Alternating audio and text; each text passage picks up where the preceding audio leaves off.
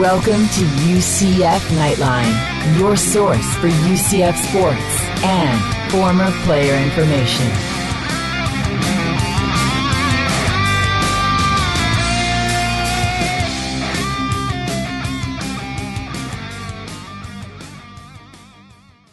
Hello, Night Nation. This is Andrew Phegley coming to you from the 1148 studios. This is episode number 86 of the UCF Knightline podcast. Trace this week is by telephone. Trace, are you there? I am, Andrew. Hello, Night Nation. Joining you by phone, visiting family in the Denver area, and feel a little bit better, I guess, following Saturday's debacle, blowing the big lead and giving up 28 unanswered points, mainly because I realized that this is still a bigger season than it was a year ago. Doing a little research before hopping on the line with you, I thought this quote stood out in a game story. You tell me, Andrew, who said it? Quote, "It was a tale of two halves as far as the game planning went. We didn't fulfill it in the second half. It's a 60-minute game. You can't just play 30 of it." My question to you is, who said that? I would assume Scott Frost. That is head coach George O'Leary's quote Wow. following UCF's 59-10 loss last year to Houston. But, boy, doesn't it sum up this year's 31-24 loss? It absolutely does. Houston? Yeah, absolutely. It's pretty much the same deal, except not nearly as much of a spanking as they put on us the last time. But still, I'm still, like I said yesterday on the call-in show, the post-game live, I'm still pissed off. I'm still mad about this whole deal. To be up 21-3 or whatever it was, and to lose, 31-24, it's just, that leaves a really bad taste in your mouth. I don't believe that it's as bad as losing a game by 1 point, to be honest with you. The way I feel, 1 point, anybody can get 1 point. That's the worst, when you lose a game by 1 point. But this is pretty bad. I can't wait to get on the winning side of things, and I think that we're going to have that opportunity with 3 home games coming up against easier opponents. I wouldn't say, can't take anybody lightly at this point, but you have to say that Tulane, Cincinnati, and Tulsa are a little bit easier. Well, I don't want to see you mad, but I think back to a year ago when you weren't really mad during that 59-10 loss to Houston. You were just disgusted, and may have been a game, even that homecoming game where you left early, and that, of course, was a game that would be George O'Leary's last game. So I think about how far the team has improved, that we are as upset as we are. The UCF gives up 28 unanswered points, that this stings just as the Temple loss stings and the Maryland double overtime loss stings. These were all games within UCF's grasp. As it stands now, UCF 2-2 in the American, 4-4 overall. They are 3-2 on the road, 1-2 at home, and they've got to turn that situation around. As you mentioned, they have the 3 consecutive home games. But there are a lot of things that were so great in this game. That tale of two halves. I know how big you are on Shaquem Griffin and the defense. Let's start positively and just talk about the performance of the defense in the first half of this game. They were just lights out in controlling Houston. Well, Shaquem with 14 total tackles, 12 solo, 2.5 sacks, an interception. I mean, what can you say more about that? This is a guy, we've talked about him a million times. I am fully on his bandwagon. I know his family. I know these people. And, it's a very special story, not only, because of his disability, but it's a special story even though his disability. Even without that, it would still be a huge story. The type of player that he is and what he has done this year for UCF. Certainly, and watching the game with family out here in Denver, my soon-to-be 12-year-old nephew was just wowed by Shaquem. He couldn't believe the number of times they were calling his name during the game. And my nephew living here, not very familiar with the UCF players, and just really impressed by him, as we all are and have been. And it's like he's an undiscovered story. It's just like this little gem in the rough that, imagine, we're all learning about his talent now, yet he's been a part of this team for a couple of years, underutilized, not utilized. Other standouts in this game, DJ Killings with 2 interceptions, and UCF had all those turnovers, went into the half with a big lead. But you know what? This is still a Houston team that was as high as number 6 in the country. They've had some injuries, as you talked to the Houston insider Jay Saunders midweek and ramping up to this game. This is still a very talented team, and this is a team that UCF could not put away. And I'm interested to hear when we're joined by Kyle Israel some of what he took away from this game and some areas that he sees that he thinks Mackenzie Milton can make improvement on. And I think folks are going to enjoy listening to Kyle breaking down Mackenzie and the offense. Boy, they just needed some first downs in the second half. Boy, they just needed some running yards, and they just needed some completed passes. And, boy, it might have been a different outcome. Well, Houston is 7-2 and was ranked at one point number 6 for a reason. I mean, they're still there. They may be injured. They may be, have a couple bad losses in their win column or in their standings, but still, they're a 7-2 team, and they're 7-2 for a reason because they can get stuff like we saw yesterday done. Unfortunately. Well, that's true, and this is a UCF offense that put up just 195 total yards, just 40 on the ground. And when you think back, we've been talking for weeks about that 295 yards rushing at Michigan number 2 in the country, how strong a team they are, how well UCF put yards on the ground in that game. And these last couple of weeks, UCF has struggled on the ground. And then Mackenzie, just 19 to 33, 155 yards, 2 ugly interceptions, and the statistic that really stands out to me, it's not just a this game statistic, but it's been a season-long challenge for UCF.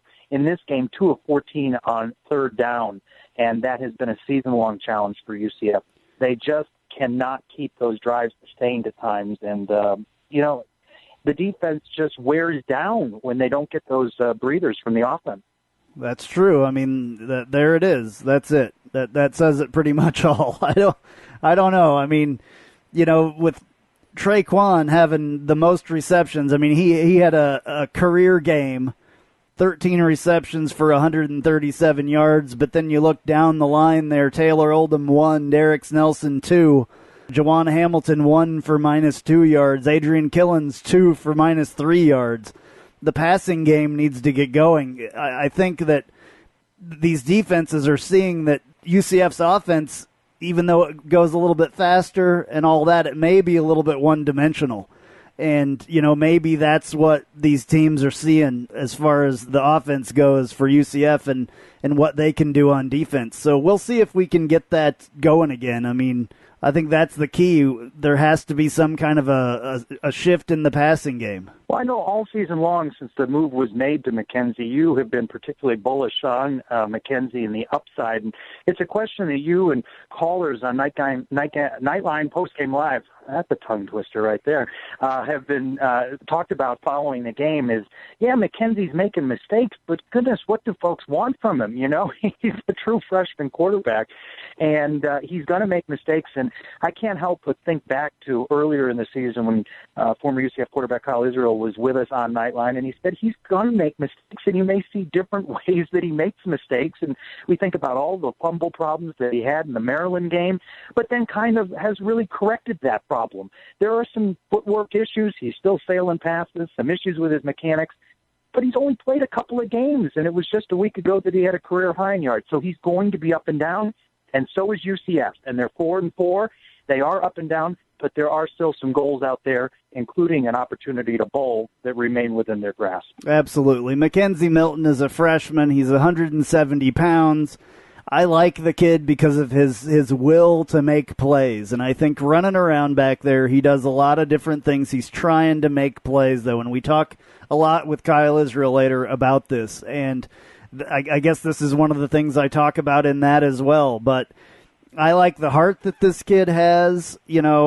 I don't know if he's totally the answer. I was saying yesterday, we have some quarterbacks coming in on this next recruiting class, which could very well be a better quarterback than Mackenzie Milton is. I like the kid, though, because I like his heart. And there are a lot of players that are showing that heart and that are showing that fight. And, again, that perspective of a year ago, UCF fell to 0-8 after that Houston loss. And how many times did we join, and weekly on the Knightline podcast to talk about where's the heart of this team? They've given up. You just had that sense. What were they playing for? And you don't feel that with this team. They still have fight in them. They know that there are goals that they want to reach and the improvement that they've made. We're not satisfied with a loss like this, nor should we be, but a loss like this, even though it hurts, we're in these games.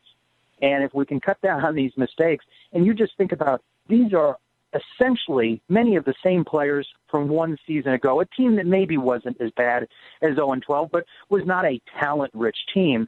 And Scott Frost has only had one recruiting class. And look at some of the players that he has brought to UCF in a short period of time. Give him another year. Let him and his coaching staff make inroads with not only Florida high schools, but just across the country. People are going to want to play at UCF when they see the exciting opportunities that await them in the offense and the high-flying defense. Another person that has a lot of heart, I believe that Scott Frost has a lot of heart, and he puts that into his players. Let's hear what Scott Frost had to say about this game. This is one of the things that I was really waiting during the post-game live show to hear what Scott Frost said. We tried to play a little bit of it on that post-game live show, but let's hear it in a little bit better quality right now. We had them where we wanted them at halftime. Every message every guy was talking about was finishing them off, and we just didn't do it. I thought they made a bunch of mistakes in the first half. They gave us a lot of opportunities and chances, and the last thing you want to do against a good team is return the favor. And between negative plays and sacks and turnovers in the third quarter and early fourth, we just let them right back into the game. We can't make those mistakes. You know, I was searching for words to talk to them about. I don't want anybody on our team hanging their head. You know, if you look at these two teams we've played the last 2 weeks and the scores and where they were in comparison to the UCF's program last year, it wasn't even close. It would beat UConn on the road and come down here and have Houston on the ropes. These guys can't forget what they've accomplished. Now, do we need to get better and find ways to get those done? Absolutely. I don't want our guys hanging their head on the way back home. I want them to understand how much our coaching staff cares about them. We believe in them. They're fighters. And we're looking forward to pushing the reset button and excited about the Tulane game. Turnovers killed 4 drives. It seemed like we had a negative play on first down a lot in the second half. You know, I love these kids that are out there fighting for us. We don't have enough of them right now.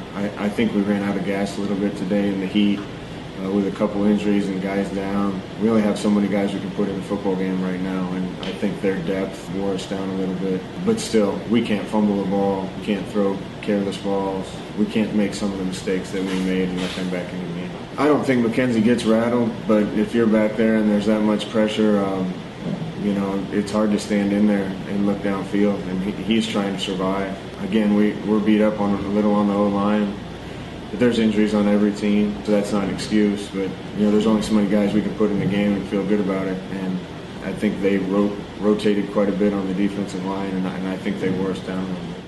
Well, there you have it from Scott Frost. You know, he talks a lot about depth and how, you know, we don't have the depth that we need. That's going to come with the longer he's here, the more recruiting classes, you know, the more that he does here at UCF. I think he's doing a fine job. Things just have to fall into place. It's a tough thing to do as a head coach, to come in here not knowing what you got, not having players that you recruited except for a few, and to take a team from 0-12 to being right on the edge of going to a bowl game. Well, you know, I think this is a point that you made, and I've heard you say now on the post-game live shows as well during the podcast that, you know, this has been a marked improvement year over year, but that Scott Frost needs not just one additional, but a couple of recruiting classes, and particularly maybe within the line play.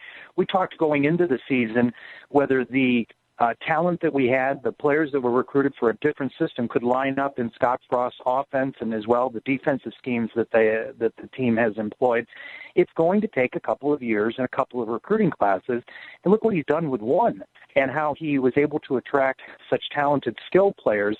But those the linemen and being able to do what he needs done on offense, that may take a couple of recruiting classes. And it was just a week or so ago that they had an open tryout on the UCF campus looking for some bodies. Now you know why they did that. If Scott Frost talks about depth like this, now you know why they did that. I'm sure that they're looking for some kind of depth, even if it's on the practice field. Obviously, he thinks that there's a depth problem. And, you know, Houston's a much deeper team. That's what happens when a team is deep like that. You know, guys don't get nearly as tired. They got a bunch more guys to run out there. So it's the same thing. It's the same problem that we have, when we play these Power 5 teams, it's the same thing. They have more depth.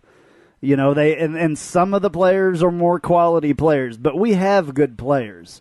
We may not just have quantity of them, but I think that that's definitely going to come here. And don't forget, as we saw certainly in the second half, UCF was playing a team with a 5-star player on the field. And I think you said it may have been the first 5-star in the American that Houston was able to land. So, I think he's actually the first 5-star in the group of 5. To be honest with you, I think that I read that. I think he's the first 5-star in the group of 5, period. I mean, just think about that, right? that's the sort of recruiting prowess that Houston has developed, and they're a pretty strong team. Let's take nothing away from them. They have stumbled over the last couple of weeks. They may yet climb back into the polls, finishing the year out strong, but we've faced a good team in Houston. We just couldn't put them away, and it stings, it hurts. These are 4 games. Certainly 3 of them you're going to look back so far in the loss column and say, boy, what could have been. But how different it feels to talk about what could have been than what never was during the previous season. Absolutely. All right, before we get on to talking to Kyle here, I do have a couple of clips that I want to play. I have 2 clips from Shaquem Griffin, who had an absolute wonderful game. We talked about that a little bit earlier, and we're going to talk more with Kyle about that. But I want to play a clip from him on the finish of the game. I also want to play a clip, or I'll play it right after that. That is a clip about him being an inspiration and what he thinks about being an inspiration to people on the football field and off the football field. As a team, we got to finish. That's our big thing is we just got to finish. We came out, fought hard. Second half, we fought, but it just wasn't enough. We can be upset, we can cry, we can throw a temper all through the locker room, but it's our choice, and that's not the way to do it. Our whole thing is just, like Coach said, forget about this and go to the next, and that's what we're going to do. It's an amazing feeling. It's a feeling that everybody can have, and I'm blessed to have that type of feeling, being able to be that face, that positive, that inspiring person for others, and not just for young people, but for older people, men and women, and it's just a blessing for me, and I wouldn't change that for nothing in the world. All right, you just heard it from Shaquem on being an inspiration. He should be an inspiration to all of us as far as I'm concerned. Like I said, not only on the football field, but off. And I think it's amazing stuff that he does. I know I am the number 1 guy on his bandwagon. Well, you've been talking about him for weeks, and now the world has discovered him via the feature most recently on ESPN, and he's getting a lot of publicity, and that's a good thing for him, for his family, and for the entire UCF program. While listening to that, I pulled up the latest CBSSports.com bowl projections. We had played 8 of the 12 weeks of the season, and UCF's 4-4. CBS Sports still has them plugged into the Cure Bowl in Orlando at Camping World Stadium December 17th, facing a Sun Belt opponent in Troy. It certainly looks, if you look at the schedule, where UCF doesn't leave the state of Florida for the final 4 games, for the 3 straight home games in the month of November before the Thanksgiving weekend game in Tampa, that the more winnable of those games are the next 2 weeks, with Tulane reeling 3 straight losses coming to town on Saturday, November 5th, a blackout game, and then Cincinnati, which has struggled throughout the season, then Tulsa. Tulsa puts up a lot of points, and that could be a shootout, and then, of course, the game in Tampa. So bowl projections still have UCF in the mix. And, Kyle Israel will be stopping by. Going to be talking more about this Houston loss. Plus, we have a Tulane insider. I think fans are going to hear that this is a pretty talented team in the ground game, not much of one in the passing department. So this is a game UCF looks like it could win, but, every game is going to be a struggle for the Knights down the stretch. So more on both of those when we come back. Coast to coast. And even north of the border in Canada. Hello, Night Nation. I'm Andrew Phegley. I'm Trylko. Tell your friends about Knightline Postgame Live. It's the only place to talk about UCF's latest road game as soon as the game ends. We're taking your calls live, so save our number, 407-401-9184. That's 407-401-9184. Join the conversation with Knights fans across the country. Download the Rabble.tv app today and listen in Remember, when the clock expires, we go live. Knightline Postgame Live, your place to talk about football with two of the biggest UCF fans around. Go Knights! Charge on.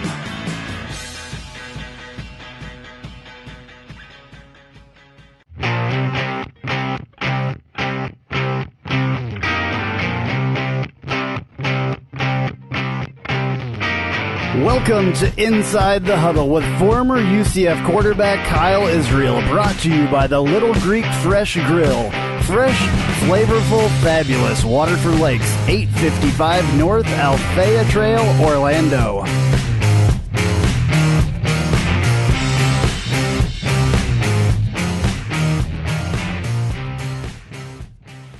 Let's look at the latest game through the eyes of former UCF quarterback Kyle Israel, who's stopping by Knightline to talk about the Houston game. And Kyle, right off the bat, I want to ask about Mackenzie Milton. What are a couple things that you think that he needs to do to improve upon this second half performance against Houston? Well, I think that the same things that I see most people see that are watching him, and that's really just a strange amount of high passes that are going over the receiver's head, passes that are inaccurate in regards to the types that we're trying to get out into the flat to kind of extend our running game. I think those type of things are pretty obvious. Obviously, I think Mackenzie is able to make some plays for us from time to time, and that was the case yesterday for a few plays, but I still think that, you know, if we had an experienced quarterback, and us as fans, because that's what we are, understand that experience comes with time. But I do think that he would be much, much better with that experience. But it's just the high passes right now that it's kind of scratching my head at. With the way that Mackenzie plays, he's always running around trying to make a play. Are the positives higher than the negatives on this guy? There's a lot of people that are very concerned with the way that he runs around and runs backwards a lot, trying to go around the end and make a play happen in the backfield. Do the positives outweigh the negatives? Not yesterday. Not in the second half of yesterday's game. Right. If you really look at it, no. Obviously, some of those passes, one of the interceptions down the left side, I think was kind of ill-advised in regards to how late it was and the velocity on the throw and the amount of coverage around the two receivers that were kind of in the area. I think that yesterday those things came back to haunt us more than anything else. Turnovers will kill you. And obviously we were +4, I think, at halftime in the turnover margin. And to kind of equalize that in the second half, we're not as good, not as deep of a team as Houston. So for us to win a game against them, we got to win the turnover margin. And when we're +4, it shows that we can win a game. That's what happens when you turn the ball over that many times. But if you're going to even that out and have the turnover be 4-4 turnover margin, it's going to be tough to beat Houston. And I think we saw that yesterday, especially in the second half. Well, I think back now a couple of weeks, several weeks now, to how many yards UCF was able to gain on the ground at a very strong Michigan team. In the last couple of weeks, the running game has been nearly non-existent. Is the line coming back to haunt us at this point in the season with the running game? Well, I was able to talk to a few offensive linemen since the game yesterday, and I think that Houston did a really good job in the second half creating some difficult looks, only having one defensive lineman in the game and then 4 or 5 linebackers around him, and then off of that doing some really creative disguised blitzes. You know, that's going to put a lot of pressure on a defense, and if you don't have a quarterback that's going to be back there and understand where the hot routes are, where the side adjustments are, or where are the built-in receivers in regards to if they bring blitz, where are those routes that are designed to be the check down or the quick release hot route. If you're not understanding that, or at least not seeing it, it's very difficult to be successful in that environment. And I think yesterday with the type of blitz packages that Houston adjusted to in the second half and the type of look they started giving our offensive linemen, I know from firsthand kind of word that our offensive line was a little bit confused there in the second half. And so you got to give some credit to Houston in that regard. But, I think their offensive line overall has played well all year. I think they struggled in the second half. But at the same time, yes, Houston lost to SMU. They kind of shot themselves in the foot. And, yes, they lost to Navy. And Navy on any given weekend can be anybody because of the type of offense that they run. But Houston's a good football team and deep football team. And I think that their coaching staff showed their abilities yesterday with the type of looks that they gave us, especially in the second half, and that gave our offensive line and Mackenzie Milton some fits. I was going to ask you that, actually. Is this a difference between the first-year head coaching of Scott Frost and the, third or fourth-year head coaching of the coach from Houston? Is that the big difference here and being able to make the changes that were necessary? Was that a lot? Did that have a lot to do with it? No, I don't think so. I really don't. I think that the depth that Tom Herman has to work with was one of the bigger differences. You know, a coach can draw up and do run all different types of plays and game plan all different types of ways. But at the end of the day, the people on the field, which are the players, are making the plays. And I don't think that we were extremely outcoached. I think that Houston has a deeper roster. And I think that they have more guys that are individually, especially on defense and especially in the front seven, that are individually more capable of making plays than UCF is today. Now, 2 years from now, it may be a different story with the type of recruiting that Coach Frost is seemingly capable of doing. But I think yesterday they had more better players, and I don't think we were out-coached in that situation. I think that they had more to work with, and they utilized that skill set and that depth and that defensive line and linebacking core very well. But I'm not sure that we got completely out-coached, and I think that with time and with some, a couple of recruiting classes taking place, that we would be okay. It seems there was a time or two where Mackenzie might have benefited from coming out for a few plays in order to calm down and reset and talk things through. Can you think back to some times during your playing days when taking a break for a couple of minutes, a couple of plays, you were able to just look at the field in a different way, and do you think that might have helped them in this game?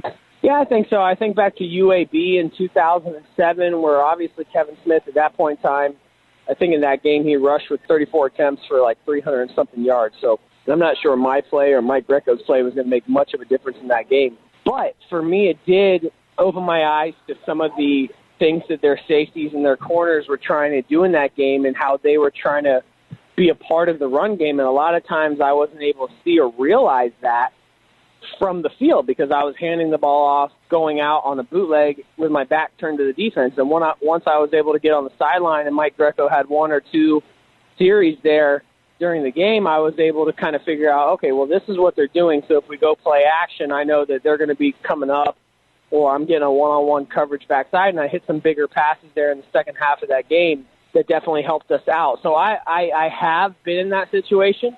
There's probably a couple games in my career I can think back to, but that one especially versus UAB in 2007, because they showed some looks that I hadn't seen in film or in practice, and they had some man coverage that I didn't realize was taking place. And so being on the sideline and being able to see that kind of firsthand definitely helped me out. And I'm all for that if you're not taking a quarterback out of the rhythm of the game. And I don't think what they did with Mackenzie yesterday took him out of the rhythm. I think that those type of situations can be good for a quarterback if explained correctly as to why that's taking place.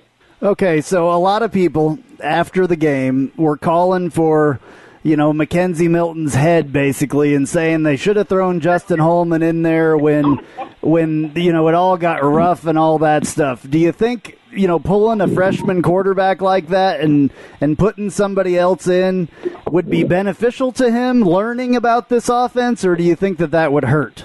Well, Justin Holman basically outside of a spring practice knows the offense the same that Mackenzie Milton does. And really, when you look at a playbooks are installed throughout camp, but then very much changed week to week based on the team that you play. And, you may run 50% of the playbook that you ran in spring camp, but 50% may be different based on the practice going into a specific game, based on what that team is doing and who they are and what they've been successful with. There may be a bunch of different plays that you've never run before. I'm not sure going to Justin was the right decision. If you've decided to go with Mackenzie at this point in time and you're trying to grow him into the quarterback of the future for you, which Coach Frost for the time being seems to be what he's trying to do, that's a game that I want him in, and that's an experience that I want him to feel and understand and be on the road and know that there's pressure against a team that is, in my opinion, a top 25 team. For the sake of the game, I'm not sure Justin Holman coming in at that point would have made any difference, because if you look at our plays and some of our play calling there in the second half, we don't have a vertical passing game. Trylko Smith is somewhat of a vertical passing threat. But if you're going to bring Justin Holman in, then you want to be able to get the ball down the field through the air, because we know he's capable of throwing the football. However, we haven't shown that we can throw the ball down the field in times and games when it's really needed. And I thought in the second half yesterday, that's probably the area that we missed out on the most, is we really needed 2 or 3 17 to 32-yard gains through the air to kind of soften Houston's defense. But it wasn't going to matter what quarterback came in the game if Houston defense is going to be way down in the box and we're going to try to run into it and or just throw short passes on the outside. Without a vertical passing game, it was going to be difficult to beat Houston even with that type of lead. All right, I want to talk a little bit about defense. You have played football all over the world, and you've played football with a lot of guys. Have you ever seen anybody like Shaquem Griffin that does what he does with the situation that he has? No. Without a doubt, not a chance. And every time I watch him play, it's absolutely remarkable. And I don't tweet much. It's not something I've done for a long time. I never really got into Twitter, but I was tweeting yesterday about Shaquem Griffin, and it's so phenomenal. Number one, how the coaching staff and Coach Shenander used him as kind of a stand-up rush end / stand-up spy in the middle of the field, because if you watch Shaquem, his closing speed is remarkable. And you would never know that he plays with any type of disability based on the way that he tackles. He was out there in open space tackling Greg Ward. And Greg Ward is one of the most elusive, hard to tackle, slippery players in college football. Shaquem Griffin had no problem getting his hand on, his arm on Greg Ward, and then bringing him to the ground. And I think that's so extremely impressive. It makes me scratch my head about how we've been utilizing Shaquem Griffin for the last 3 years now. But at the end of the day, I think that his ability, based on him not having 2 hands, is remarkable. And his ability, if he had 2 hands, and the way that he played yesterday, is remarkable. I mean, it's phenomenal, the player that he was yesterday. And I hope that a lot of people are looking to him as a guy that sets the standard for how we're going to play defense in regards to moving to the football, tackling in open space, and rushing the passer off the edge. Shaquem Griffin is the guy that UCF fans should be proud of. Absolutely. One more follow-up to that question. Do you think that, we've got him for another year, but do you think his situation could translate to the NFL or to another higher level of football? I think if a team, I don't want to pretend to be an NFL scout. His raw athletic ability at 6'1", 220 pounds, I don't know if he has the size to be that 3-4 stand-up rush DN in the NFL. I'm not sure, and I literally mean I'm not actually sure if that size is good enough. However, his motivation, his will to win, all the intangible things that you would look at if you were an NFL general manager, you would assume, based off what I know, that Shaquem Griffin possesses all those intangibles. At the end of the day, is he capable of playing at the NFL level? Well, it's hard to play at the NFL level, period. What a story it would be, though. Players on a lot of teams across the country don't make the NFL. What a story it would be if he was able to go to that next level, even though, he's done so well at this level, given the situation. Just imagine what kind of a story it would be if he went to the next level, I guess. It would be remarkable. I think everybody can tell from the way that College Game Day and ESPN and all of those things have, highlighted his abilities. It's really not Shaquem's disability. Obviously, that plays a role in the story and why people have paid attention. But Shaquem's abilities are incredible, especially the way that the coaching staff is using him, which is genius.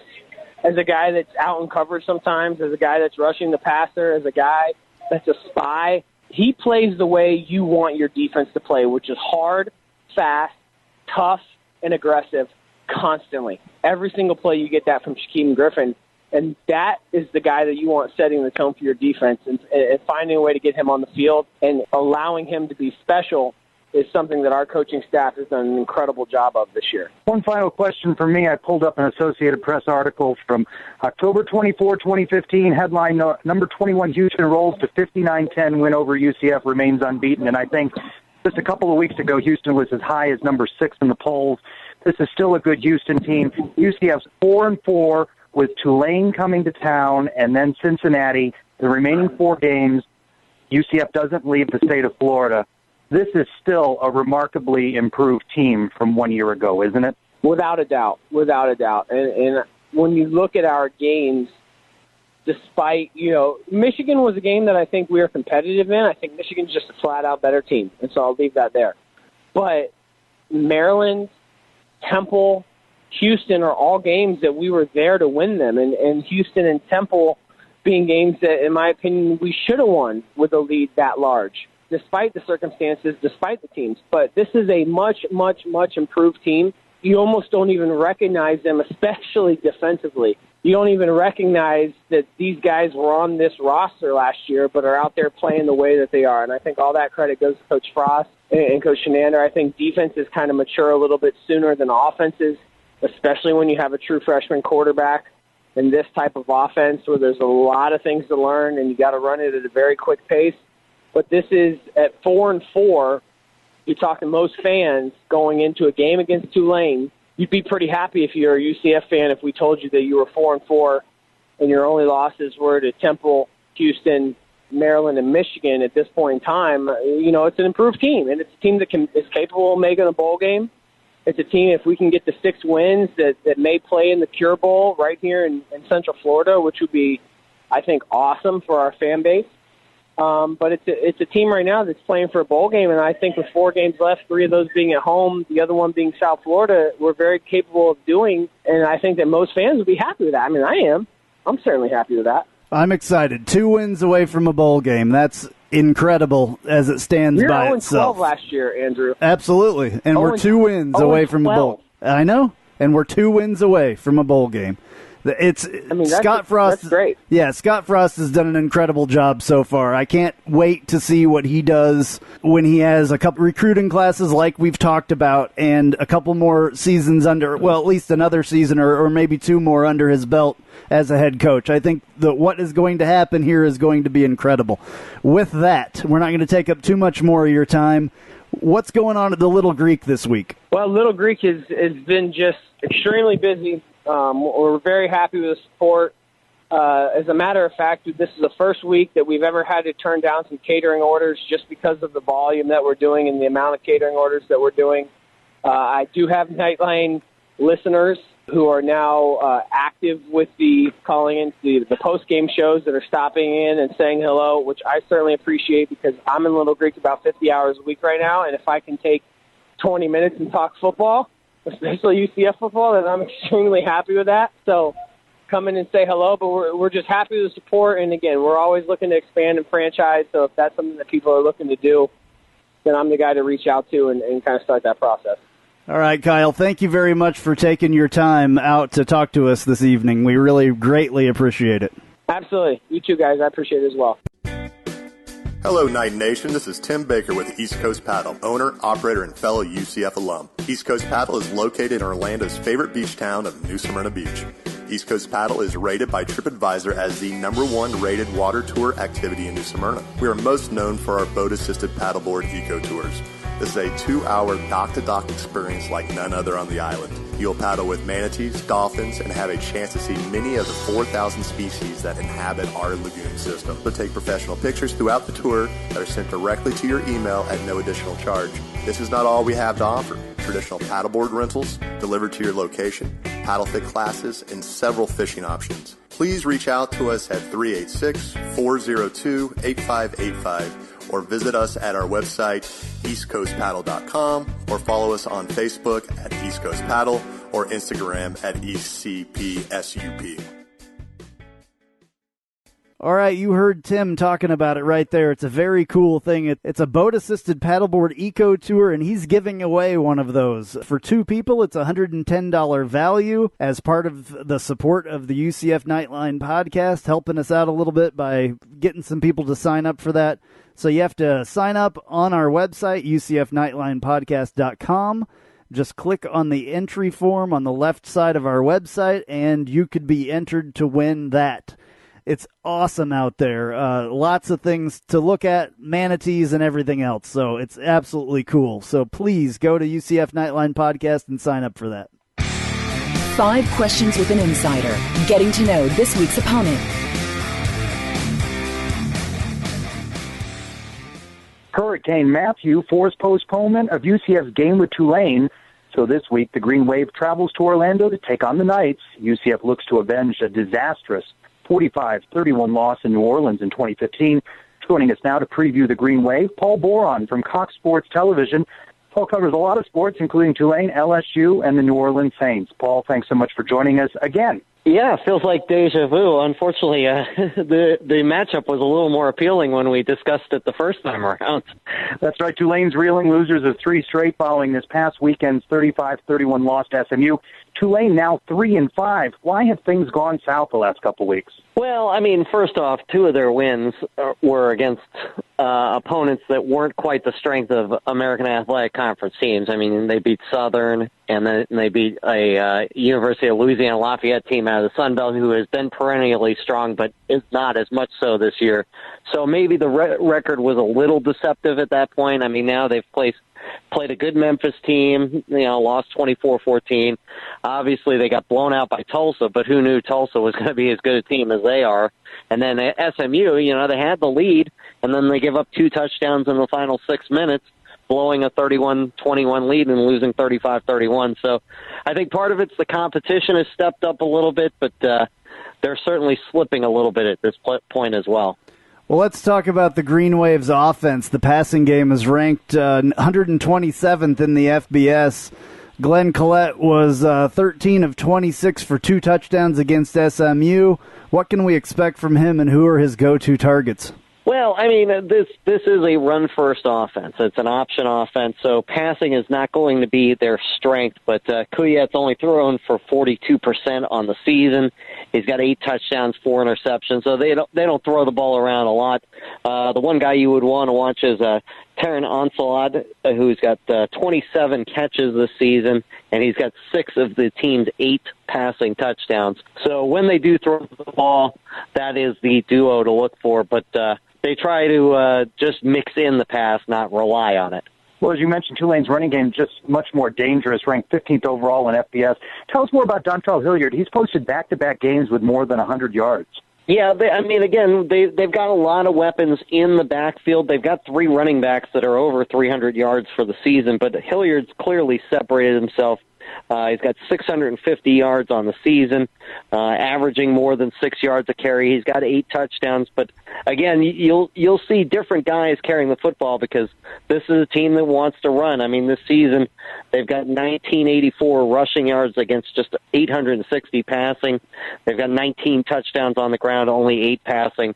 So if they're going to be successful, Hilliard and the rest of those running backs are going to have to carry the load, and that's not going to be easy for them on the road. The Green Wave had been playing stingy on defense, then Tulsa put up 50, and SMU scored 35. Who are the playmakers, and who might cause UCF problems on the defense? Yeah, I mean, those 2 games jump out, but the defense was something we really thought was going to be a strength of this team here, and at this point they're giving up 27 points a game, so not as strong and stout as, we saw even in the first game of the year when they lost at Wake Forest 7-3 or played pretty well against the Navy team earlier this year. But same 3 guys are still kind of the same guys to look out for. Linebacker Nico Marley's got 62 tackles and 3 sacks. Big guy in the middle. I mentioned this before to you guys. Tanzel Smart, big defensive tackle. He's not just a space eater. He can really press the pocket and get into the backfield. He's got 3 sacks this season. And then the defensive back that kind of leads the way is Perry Nickerson, number 17. He's got a couple interceptions and 9 pass breakups this season. So those are kind of the three stars, and they need big production out of all three of them if they're going to go down to Orlando and surprise UCF. Well, hopes remain high that new head coach Willie Fritz, who had a lot of success at Georgia Southern, will turn around the Green Wave. They've hosted back-to-back 3-9 seasons. Talk about his approach overall and how he's been received in New Orleans. Well, I think people liked him a lot. I mean, when he was hired, the term they used was hiring substance over style, and there's certainly substance there. He's been a winner wherever he's been, whether it's at the Division II level or at the FCS level with Sam Houston, most recently with Georgia Southern, getting them to a Sun Belt title. So he seems to be the right coach for the job, but it's a work in progress. And look, this is a team back in the early 2000s went 12-0. They're never. I don't see any way they ever get back to those kind of glory days. You know, I think this is a team that you just hope is in bowl contention every year, and for this year in particular, even that's got to be difficult. I mean, they're 3-5 now. They're at UCF. They're at Houston, home against Temple, and at UConn. I mean, none of those are guaranteed victories, and certainly it's hard to envision them getting 3 victories in their last 4 to get to bowl games. And one other note about Tulane is they have really struggled at the end of the year once things kind of start to go south. In the last 8 years, they are 6-34 in the last 5 games of the year, and nearly half of those losses are by more than 20 points. So that's something else Willie Fritz will probably be keeping an eye out on here as the season winds up, is how this team finishes, even if they're out of bowl contention, which they're getting closer to as each game passes. We thank you, Paul Boron, CST's Paul Boron, for joining us. We welcome the Green Wave to Orlando this coming Saturday. Just no hurricanes, please. Yeah, I was going to say there's nothing in the tropics, is there? No, I hope not. Thanks so much, Paul. All right. Early line on this game, UCF favored by 16.5 over Tulane. So this looks like, on paper at least, a winnable game. Tulane is reeling. It for UCF would be first time back home in a little while, and the first of 3 straight home games. 5 o'clock start, blackout at Bright House. Let's get the W. All right, I guess we should talk a little bit about what's gone on in the American the rest of this weekend. The Cows outscored Navy 52-45. Temple beat Cincinnati 34-13 to become bowl eligible. Tulsa knocks off Memphis 59-30 and is also bowl eligible. SMU rallies to beat Tulane 35-31, and East Carolina crushes UConn 41-3. No trophy in that game. American games this coming week. Temple is at UConn. Notre Dame travels to Navy. BYU is at Cincinnati, so some interesting games on the schedule. Memphis at SMU, and East Carolina facing Tulsa. And then take a look at those standings, Andrew. If you look at the East, Cows and Temple tied atop it at 4-1. But Temple holds the tiebreaker, having beaten South Florida a couple weeks ago. UCF 2-2, East Carolina 1-3. Cincinnati, an opponent in just 2 weeks, is 1-4, and UConn brings up the rear at 1-5. What about the West? In the West, Navy is 4-1, Houston 4-2, Memphis 2-1, SMU 2-2, and Tulane 0-4. So it looks like Navy and Houston on top in the West. Yeah, 4 of the American teams have made the cut for bowl eligibility, which is pretty good, and nobody's been kicked out yet. So let's hope that we knock Tulane out coming up this week. What's happening this week? Let's look at your Knightline planner. Men's tennis is participating in the Players' Choice Open in Birmingham. That's October 31 through November 3. Then they're off to the Bulldogs Scramble against Georgia in Athens, November 4 through 6. Black and gold games for softball, October 31 through November 2 at the UCF Softball Complex. Volleyball's on the road to Tampa. That's an important 7 o'clock match for the Cows on November 2. The War on I-4 rivalry points are up for grabs. Women's soccer, they're into the American quarterfinals November 2nd. They take on SMU. Women's tennis is in Tallahassee, November 4th, 5, and 6th for the Florida State Invitational. Rowing, back at it in Miami, November 4th for a scrimmage with the Hurricanes. Softball will have a rescheduled game that got postponed with the College of Central Florida attending on the UCF softball complex on November 4th. Later in the day, they take on Rollins. Men's soccer, noon match November 5th, that at the UCF soccer complex ahead of the football game at 5. And then volleyball on the road again November 6th at Memphis. And now, news and notes from the world of UCF sports.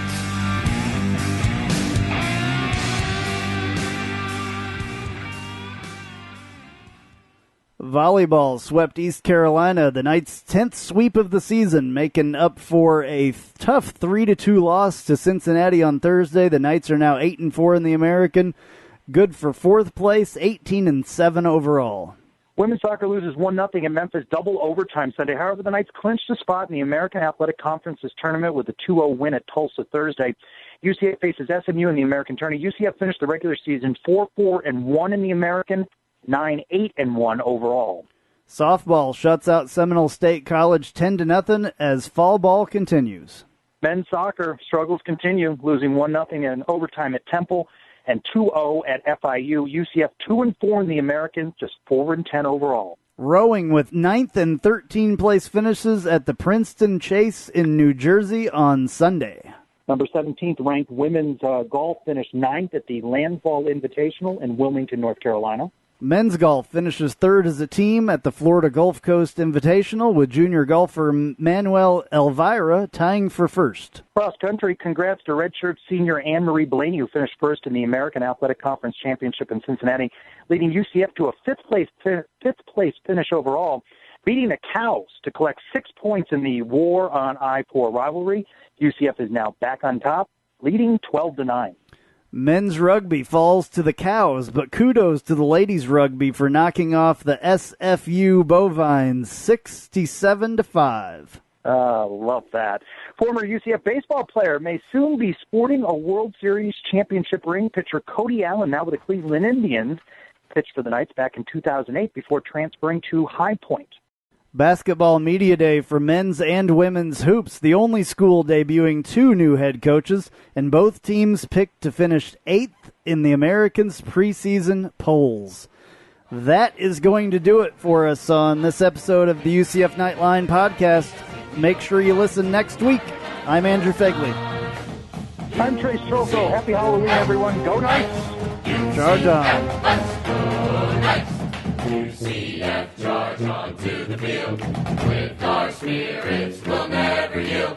Black and gold charge right through the line. Victory is our cry. BSCTO, to